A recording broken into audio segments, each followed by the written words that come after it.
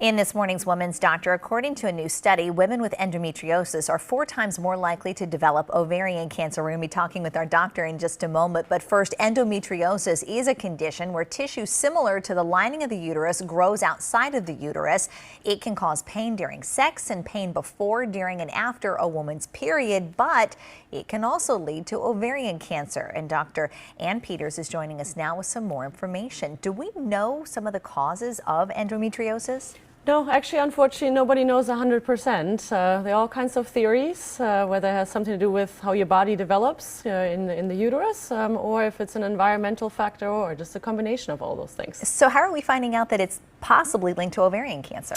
Yeah, so there are more studies coming out now. They're looking kind of at global populations or in the US, and they're finding that women who report a history of endometriosis, that they are seeing more ovarian cancer in those patients later on in life.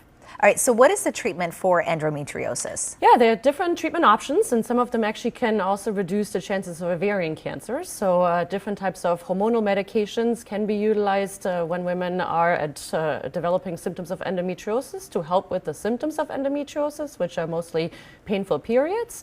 And also surgeries can be utilized to help women that are suffering from endometriosis that are not having success with medications. And sometimes it can necessitate repeated surgeries. Is that right? That is correct. That is correct. So it depends a little bit as to sometimes how the surgery is done in the first place. And there's definitely some expert surgeons that do more intense endometriosis surgery.